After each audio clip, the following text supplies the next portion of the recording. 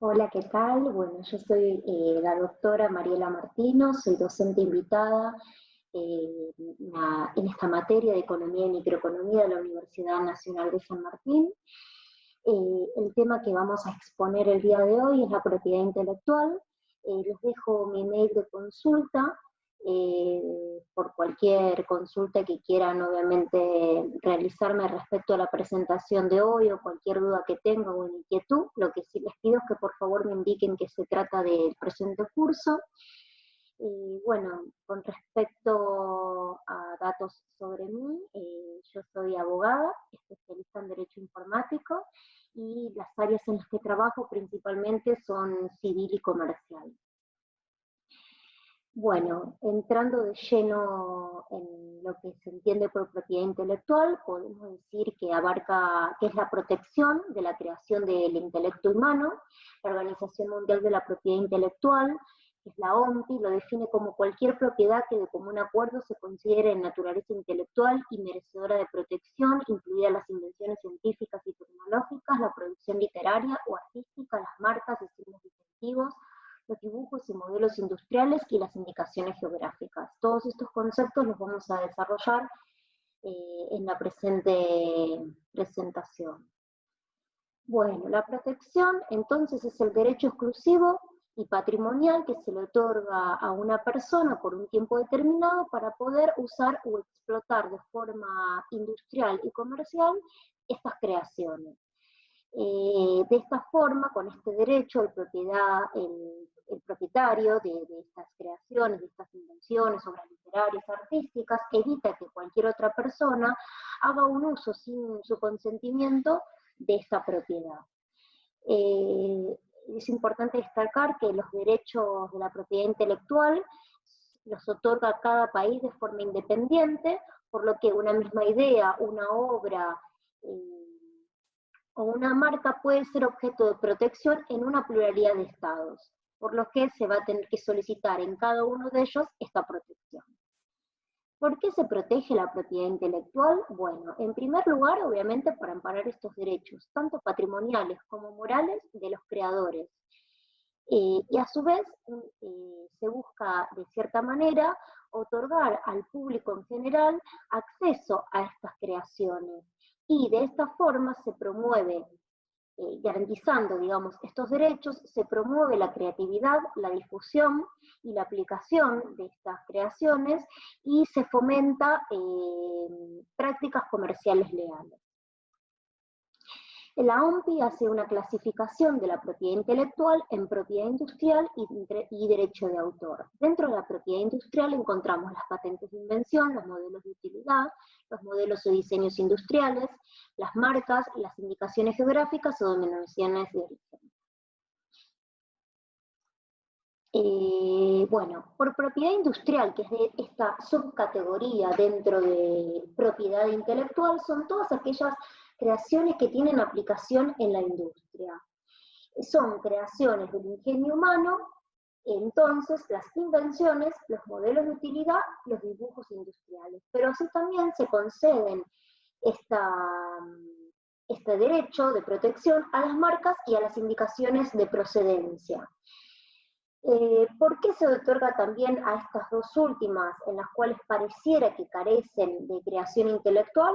Bueno, porque en sí consisten en signos que identifican ciertos productos y servicios y que transmiten información sobre los mismos a los consumidores, y si no fueran protegidos se podría hacer un uso indebido de estos signos o utilizar las marcas de otras personas o indicaciones geográficas de lugares sobre los cuales no proceden estos productos y servicios. De esta forma, generar prácticas engañosas del comercio. Bueno, dentro de la propiedad industrial encontramos las patentes de invención. ¿Qué se entiende por una invención? A toda nueva solución a un problema técnico. Estas nuevas soluciones son ideas que se pueden plasmar en productos o en procesos o procedimientos. Es importante distinguir que la invención no es un descubrimiento, uno descubre cosas que ya existen en la naturaleza, en cambio las invenciones requieren la intervención del hombre, y por tal motivo la Ley Argentina de Patentes define a invención como toda creación humana que permite transformar materia o energía para su aprovechamiento por el hombre. Para, digamos, que se conceda, ¿no?, la patente, se deben cumplir con 4 requisitos.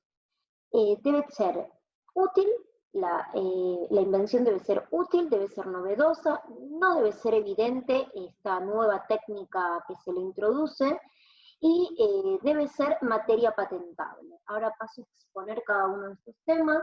Cuando hablamos de utilidad, se habla de un uso práctico o susceptible de aplicación en la industria, es decir, que tiene que poder ser fabricado o aplicado en serie o a escala industrial, por lo que una obra de arte, por ser única y irrepetible, jamás entraría dentro de este requisito de patentabilidad.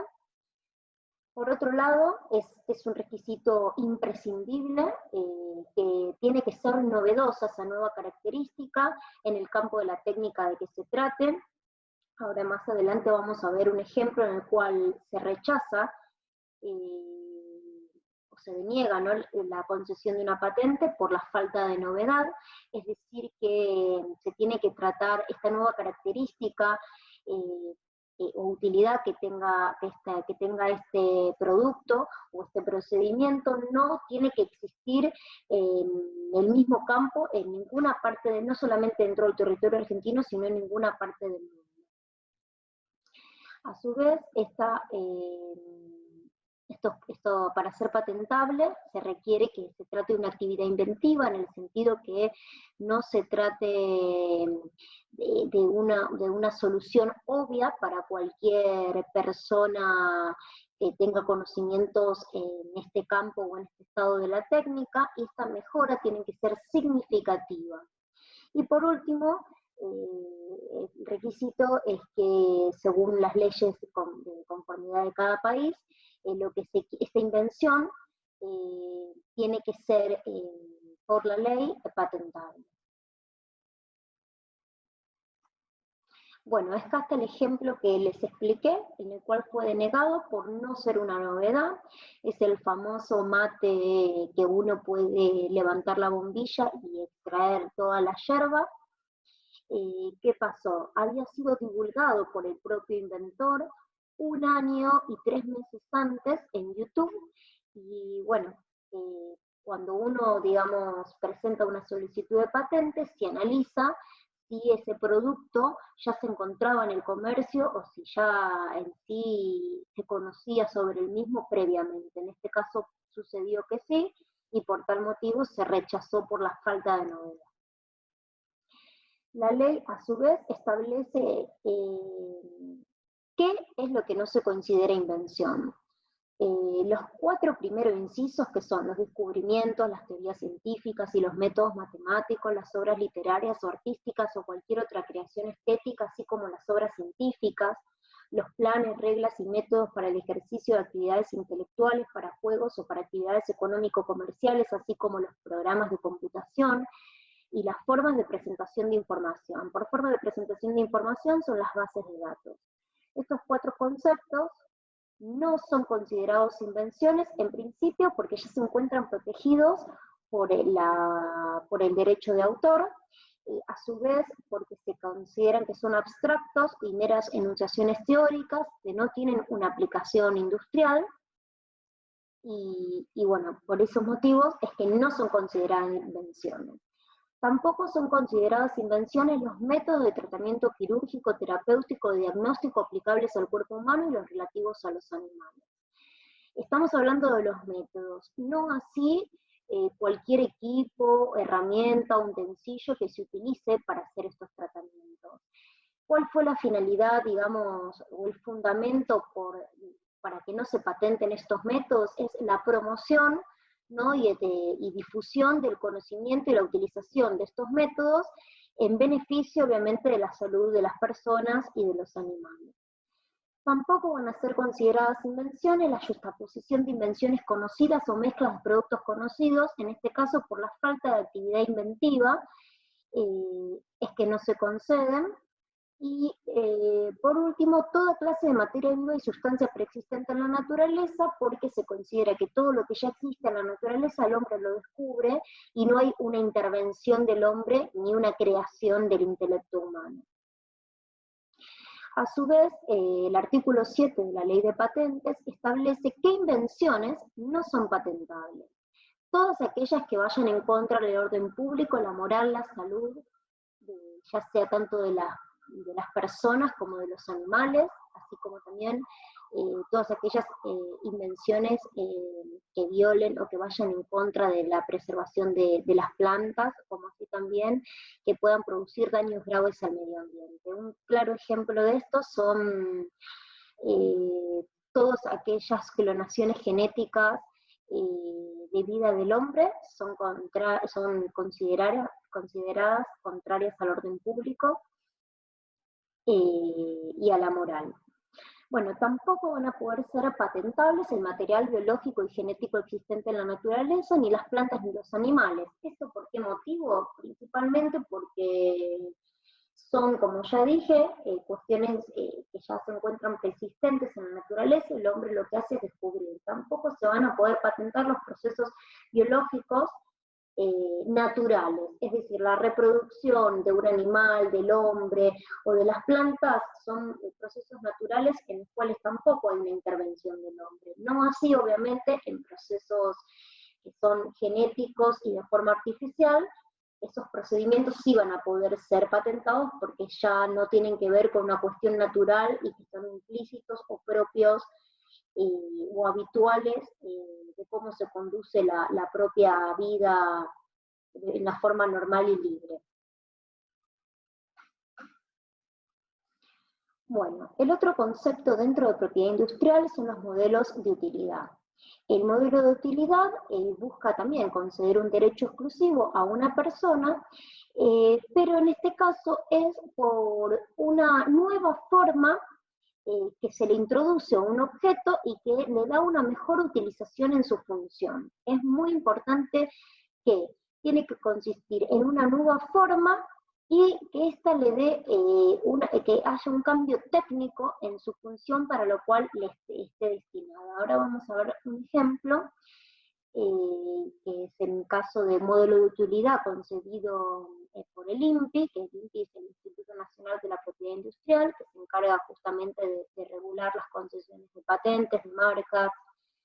Y en este caso, bueno, vemos una paleta de madera en el cual se le introduce un material que le otorga un mejor agarre y en este caso una mejor utilización. Bueno, entonces vemos que acá le está dando una nueva función o una mejor función. Bueno, para diferenciar entre patentes y modelos de utilidad, antes les quería aclarar que generalmente cuando no se pueden cumplir con los 4 requisitos esenciales para las patentes, generalmente se los presenta como modelos de utilidad.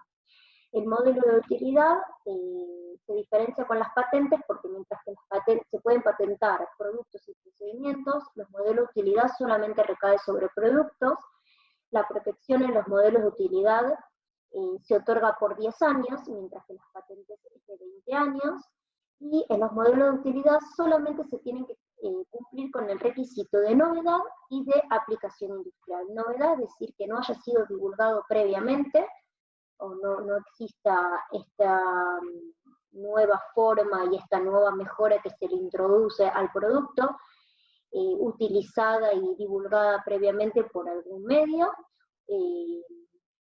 y obviamente tiene que tener una aplicación industrial que se pueda obviamente replicar de forma, que se pueda, comercializar. El procedimiento para otorgar la protección en los modelos de utilidad suele ser breve y más sencillo que el de una patente. Bueno, vamos ahora a explicar el instructivo para solicitar patentes o modelos de utilidad en la Argentina. Como bien dije, el órgano que se encarga de la concesión es el INPI, que es el Instituto Nacional de la Propiedad Industrial, que depende del Ministerio de Producción. Les dejo el link para que puedan ingresar. Es importante, como bien dije, como tiene que ser novedoso, realizar una búsqueda previa de patentes para asegurarnos de que no haya, tanto de patentes como de modelos de utilidad, para asegurarnos de que no haya otras similares ya registradas. Yo les dejo acá el link para la búsqueda de antecedentes, como también el link del boletín que publica el INPI sobre las patentes y modelos de utilidad que ya fueron concedidos. Y bueno, principalmente se tiene que, bueno, obviamente registrar y pagar los aranceles que correspondan. Hay aranceles reducidos para las pymes, para los particulares, para las universidades públicas y para las instituciones con finalidad no económica. También les dejo el link para que puedan ver los aranceles. Acá les dejo también unas bases de datos de Internet de libre acceso sobre patentes inscriptas en el mundo. Vemos que hay europeas, que hay de Japón, que hay de Estados Unidos, porque bueno, como bien sabemos, el requisito de novedad no solamente se tiene que dar en el territorio argentino, sino de carácter mundial. ¿Qué documentación respaldatoria hay que presentar? Es importante destacar que se exigen tres elementos, digamos, documentación. Está la memoria descriptiva, que debe reunir toda la información clara y precisa sobre el sector tecnológico de la invención, cuál es el estado actual de la técnica, cuál es el problema que existe y cuál es la solución que propone la invención creada, por lo que consiste en una explicación detallada, de modo que pueda ser reproducida y se debe establecer ejemplos para su realización. Yo les dejo también un link de un modelo de memoria descriptiva.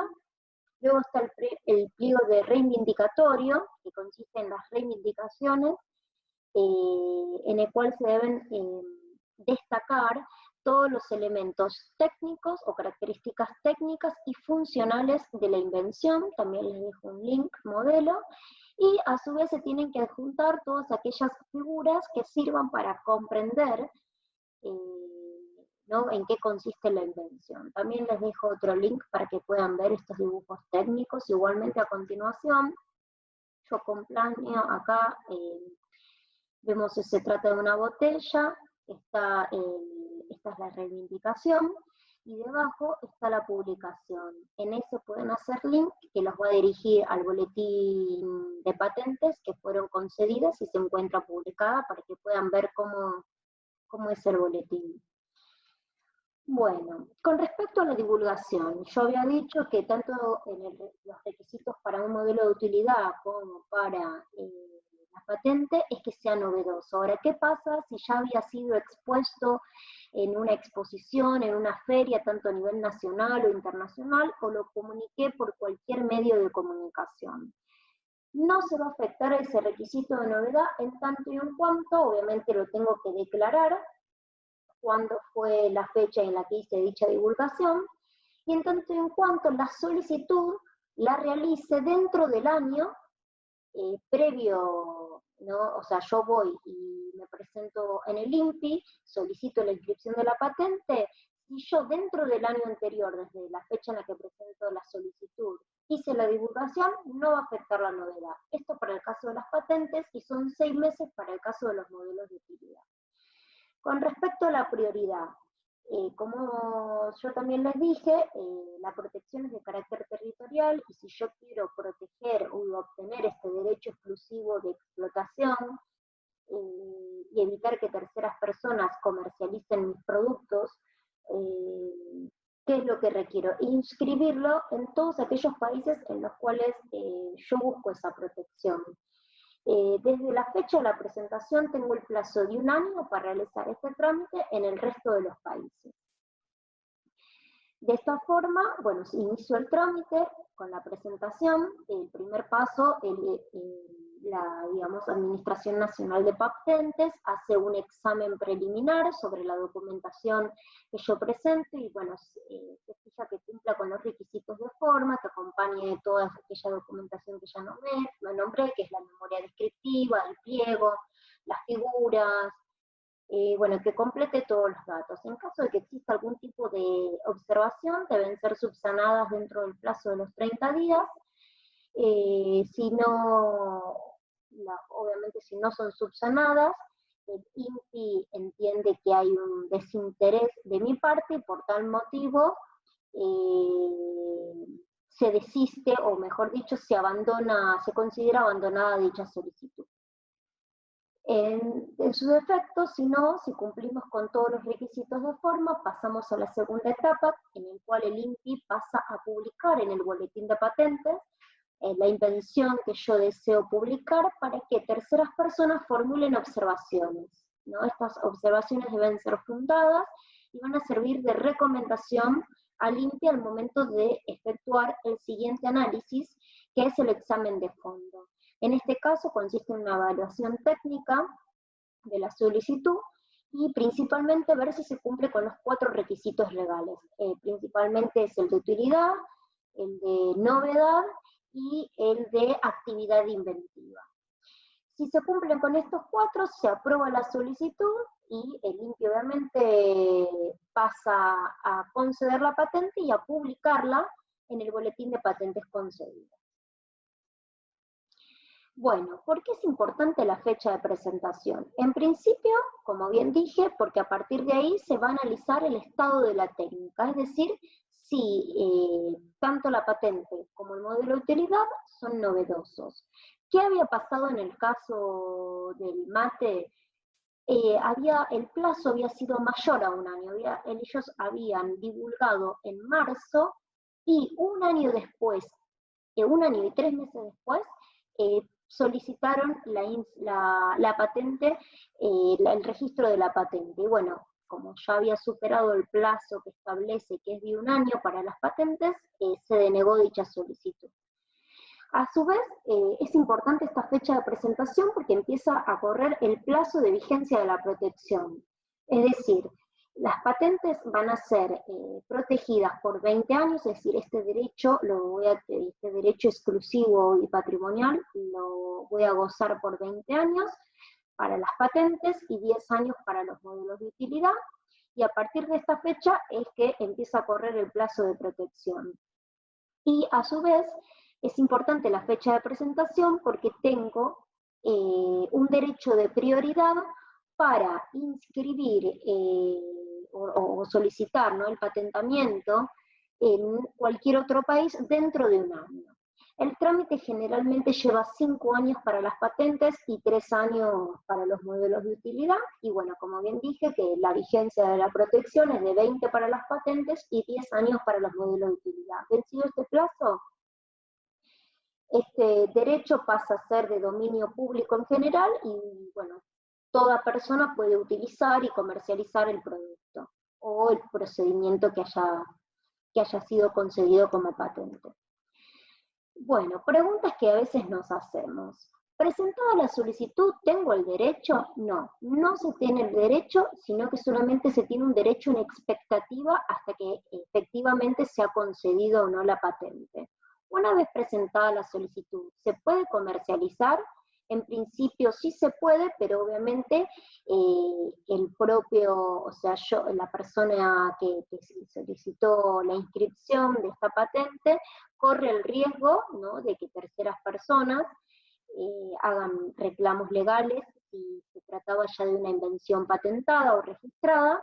Esto se debe a que la Administración Nacional de Patentes, ni bien, digamos, ingresa la solicitud, no puede verificar que el invento sea novedoso.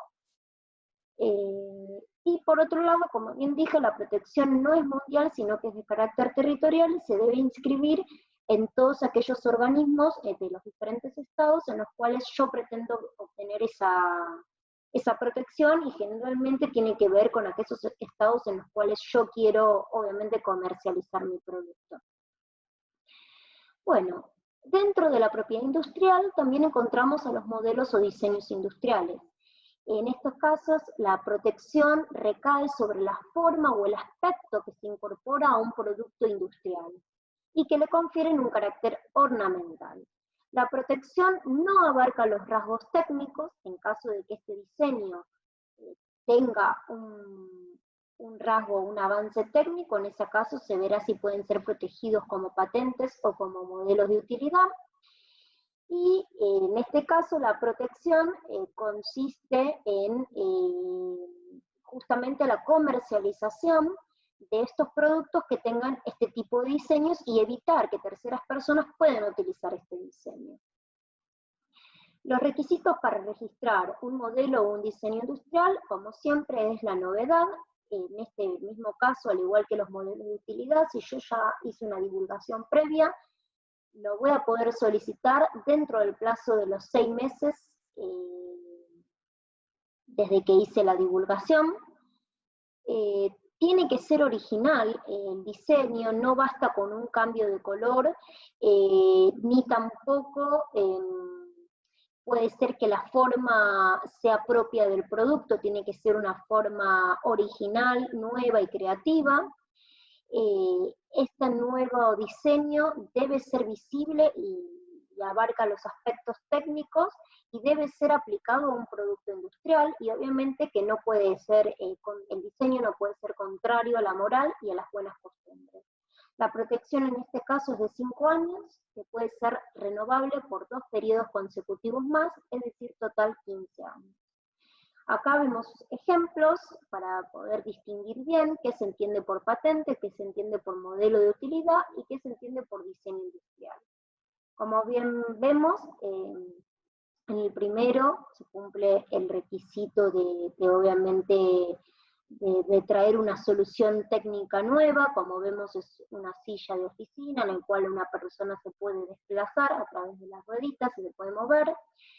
El modelo de utilidad, vemos que la técnica existente era un martillo en el cual se le incluye una nueva forma que trae una nueva función, que es la de sacar clavos, y por otro lado vemos un nuevo diseño de una botella de aceite.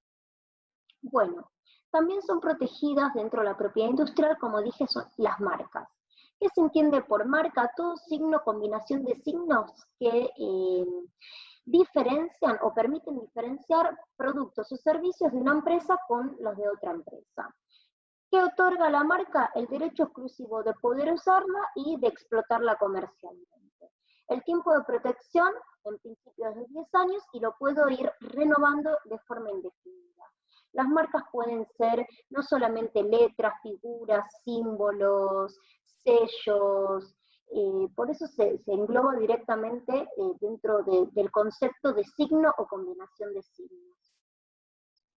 Acá les doy ejemplos de diferentes tipos de marcas. Las marcas pueden estar compuestas solamente por texto, puede ser una figura sin texto, puede ser una composición mixta. En este caso yo muestro a la post, que tiene un dibujo, que tiene texto, que tiene colores, que tiene un diseño.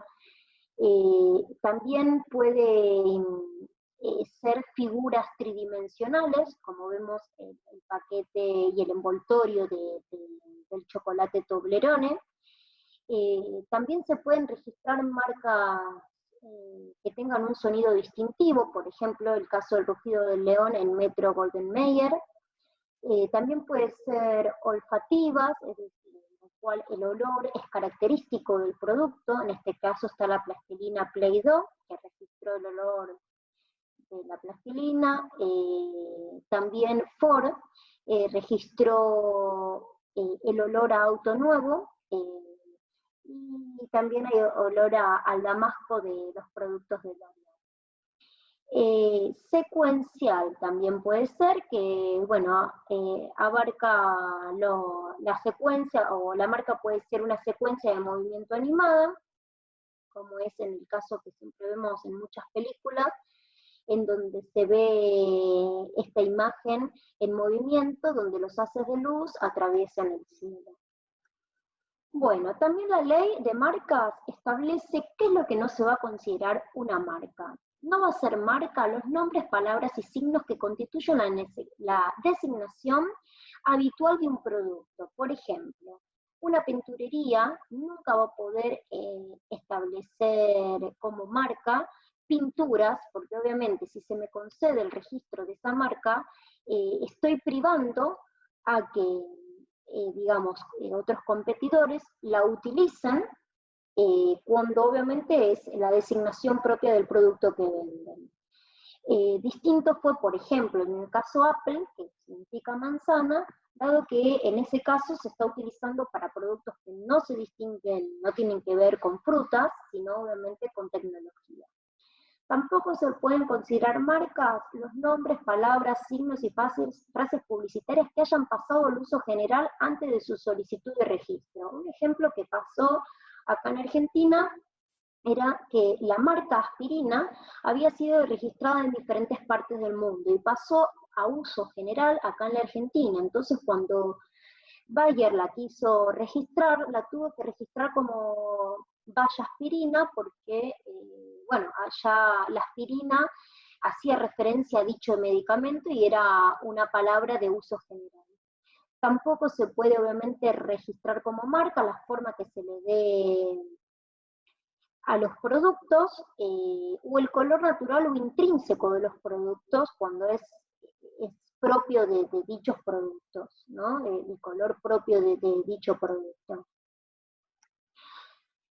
A su vez, la ley de marcas establece que no puede ser registrado como una marca. No se puede registrar marcas idénticas en una misma clase de venta de productos o servicios. Por ejemplo, yo no podría volver a registrar la marca Puma para vender indumentaria deportiva. Tampoco puedo registrar marcas que son similares. Esto lo que busca obviamente es evitar que los consumidores se confundan. En este caso yo puse un ejemplo tomando la marca anterior, en donde vemos Puma, donde el diseño es prácticamente igual, la letra es prácticamente igual, es muy sutil la diferencia y también puede inducir a error. Tampoco pueden ser registradas las denominaciones de origen nacional o extranjeras, porque justamente se reconoce la protección como denominación de origen del lugar que corresponda. Esto lo vamos a ver más adelante, pero bueno, ya son concedidas, son, digamos, son símbolos que se utilizan para caracterizar la procedencia de determinados productos. Las marcas tampoco van a poder ser registradas, las marcas que son susceptibles de inducir a error respecto de la naturaleza, mérito, calidad, técnica de elaboración, función, origen. Un ejemplo claro de esto es, yo no podría, digamos, registrar como marca chocolate suizo cuando vendo chocolates, porque estoy indicando una procedencia, un lugar de origen, sobre la cual no lo estoy, no proceden. Entonces también inducen error al consumidor respecto del lugar de origen en el cual provienen. Y tampoco se pueden registrar aquellas palabras, dibujos y demás signos que sean contrarios a la moral y a las buenas costumbres. En este caso yo les puse de ejemplo un licor que le quisieron poner de nombre hijo puta, esto es en España, si no me equivoco, y bueno, fue rechazada por ser considerada contraria a la moral y a las buenas costumbres. Tampoco se pueden registrar las palabras, nombres distintivos, símbolos que se usen en el ámbito nacional, provincial, municipal, así como también todos aquellos emblemas o distintivos que usen las naciones extranjeras o organismos internacionales. Esto es porque obviamente van a ser utilizados o son de uso corriente por estas instituciones. Tampoco se pueden registrar el nombre, seudónimo o retrato de una persona sin su consentimiento, en el caso que haya fallecido, el de sus herederos. Tampoco se pueden registrar las designaciones de actividades, incluyendo nombres y razones sociales descriptivas de una actividad para distinguir productos. Sin embargo, las siglas, palabras y demás signos con capacidad distintiva que formen parte de aquellas podrán ser registradas para distinguir productos y servicios. Un ejemplo claro es, por ejemplo, yo como abogada no puedo registrar como marca estudio jurídico, porque está describiendo una actividad. Y por último, las frases publicitarias que carecen de originalidad.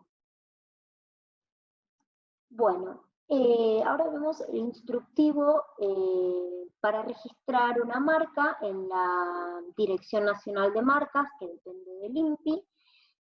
Les dejo también el link para ingresar, como hice antes. Es importante tener en cuenta que tenemos que previo a solicitar el registro de una marca, conocer si esa marca está disponible o no, si ya fue utilizada, y en ese caso si fue utilizada, en qué clase, si es en la misma clase de bienes y productos que yo deseo comercializar.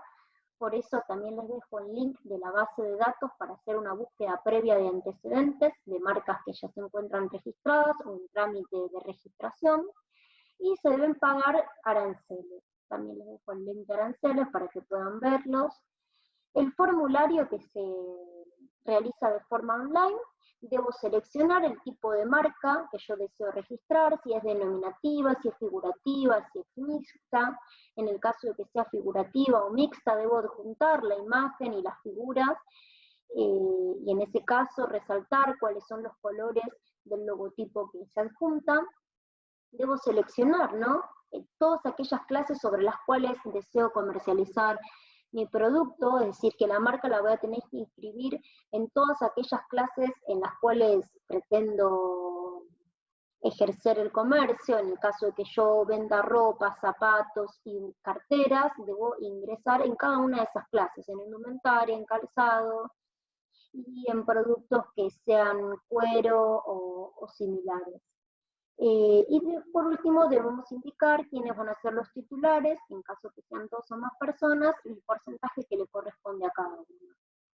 El procedimiento del registro es muy parecido al de las patentes. En principio se hace un examen de forma para ver que hayamos cumplido con todos los requisitos formales, que hayamos completado adecuadamente todo el formulario y la información, y se haya pagado el arancel.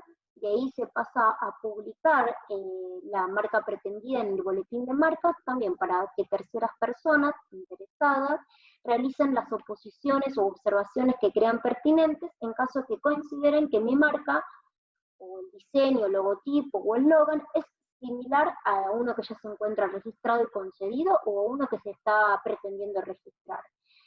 Estas oposiciones pueden lugar a que entre las partes se lleguen a un acuerdo o a que se genere o que se altere la solicitud de la marca en cuanto al diseño o los lemas sean modificados para evitar ese conflicto y confusión entre marcas. Vencido el plazo para recibir las oposiciones, el INPI realiza un examen de fondo para comprobar que se cumplan con todos los requisitos legales, y en caso de que así sea, se aprueba y se publica en el registro, en el boletín de marcas.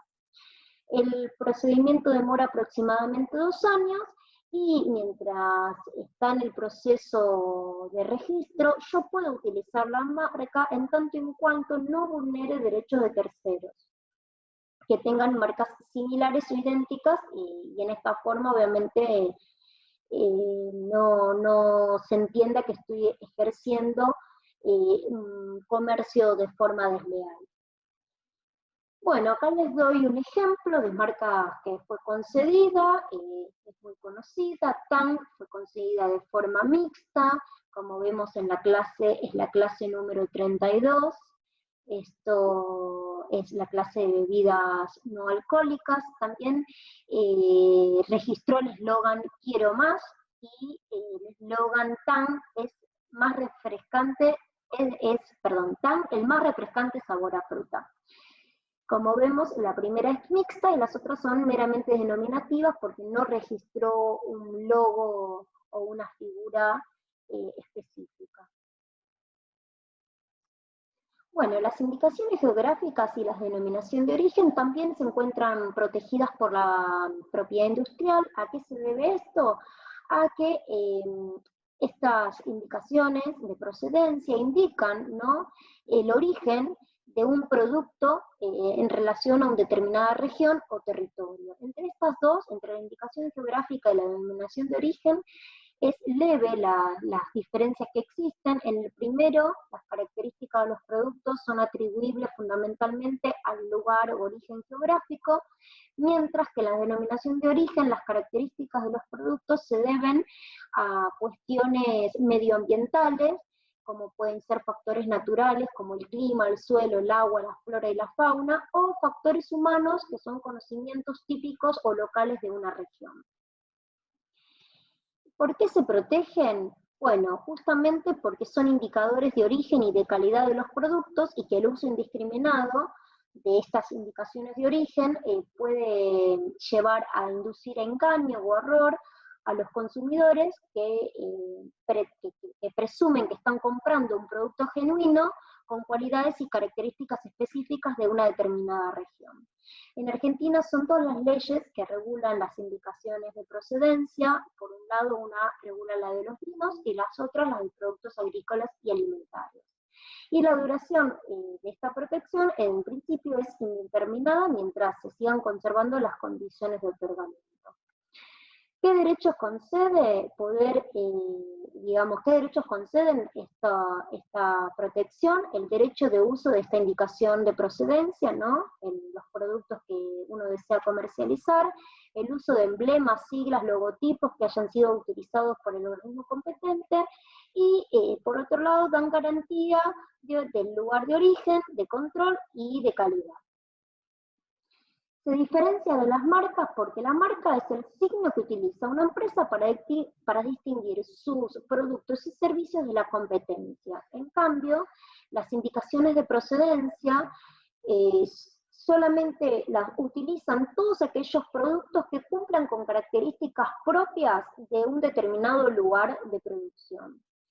Las marcas, en principio, el titular de la marca busca impedir que terceros la usen.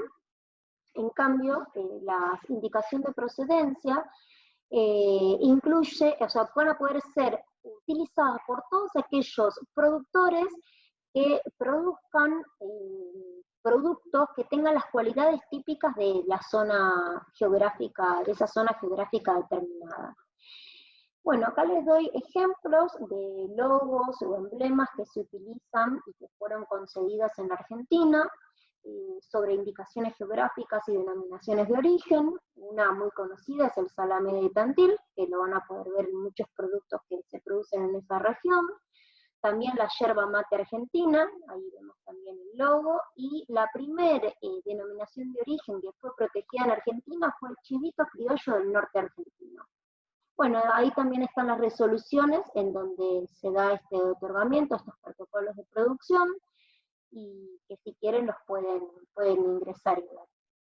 Bueno, el derecho de autor. Como bien había explicado al principio, la ANPI hacía una distinción dentro de propiedad intelectual, y dentro de propiedad intelectual distinguía a propiedad industrial y a los derechos de autor. La propiedad industrial es todo lo que acabamos de ver previamente, y ahora pasamos al segundo apartado dentro de la propiedad intelectual, que sería el derecho de autor. El derecho de autor justamente busca proteger a todas aquellas obras, inventos o descubrimientos que realice una persona. Este derecho, ¿no?, de protección nace desde la creación de la obra, no es necesario su registro. Y lo que se busca es proteger la expresión de ideas, procedimientos, métodos de operación y conceptos matemáticos, pero no necesariamente esas ideas y procedimientos, sino la expresión de esas ideas. Por eso podemos ver, generalmente existen, por ejemplo, muchas novelas que versan sobre las mismas ideas, por decirlo de cierta forma, como pueden ser el profesor que se enamora de la alumna, de seguridad que se enamora del dueño de la casa. Bueno, existen un montón de ideas que son utilizadas, pero lo que se protege no son esas ideas en sí, sino la expresión y la forma en la que se manifiestan. Es el conjunto, digamos, el conjunto en sí de la obra o invento o creación. Bueno, conceptos a tener en cuenta. En principio, como bien dije, estos derechos nacen desde la creación de la obra, la protección es de carácter vitalicio, y una vez fallecido el autor o el último autor, la protección se extiende por 70 años y luego pasa de uso libre, es decir, que no se requiere autorización para su uso o difusión. Sin embargo, siempre se debe hacer constar el nombre del autor y el de la obra, y asimismo respetar la integridad de la persona creadora. También los derechos de autor reconocen ciertos derechos conexos a todas aquellas personas que sean intermediarios en la producción de estas obras, ¿no? Y que intervienen en su creación intelectual y en su divulgación. Y de esta forma también surgieron diferentes sociedades de gestión colectiva que lo que buscan es supervisar el uso de las obras en nombre de los creadores y se encargan de negociar las licencias y recaudar regalías. Un ejemplo claro de esto es SADAIC para las obras musicales y el CESI para los programas de computación. Bueno, ¿por qué entonces, si yo ya tengo los derechos desde que nace, desde que creo la obra, ¿por qué busco la registración? En principio para dar seguridad de la certeza, o sea, desde que yo la registro, se entiende que a partir por lo menos de esa fecha esa obra ya existía, porque en caso contrario yo tengo que demostrar, ¿no? A partir de cuándo, qué fecha tuvo creación. El hecho del registro, se presume la autoría, ¿no? de la obra, de quien pretende su registro, y se da publicidad a terceros de la existencia de esta obra, para que puedan obviamente tomar conocimiento de que esta idea o esta expresión de esta idea es obra mía y de mi autoría. Bueno, ¿qué derechos se otorgan, ¿no? ¿Qué derechos incumbe el derecho de autor? Los derechos patrimoniales, que tienen que ver con la explotación, comercialización y uso de la obra, y derechos morales. Los derechos morales es digamos, la opción que tiene el autor de oponerse ante cualquier deformación, mutilación o modificación de su obra que puede ir en detrimento de su honor o reputación. Bueno, hasta acá llegó la presentación.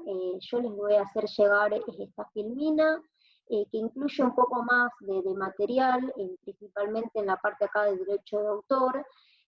No me quise explayar mucho porque en sí creo que en el examen entra más que nada propiedad industrial, pero dentro del derecho de autor se protegen los programas de computación y dentro de esto están las licencias de uso copyright y copyleft, que bueno, me parecía que también es interesante y a quien le interese leerlo, así que va a estar más extendido el PowerPoint, y también les voy a dejar bibliografía, bueno, los links para que puedan ingresar, instructivos para realizar las solicitudes tanto de patente, de modelos industriales, de diseños, para que tengan toda esa información. Muchas gracias.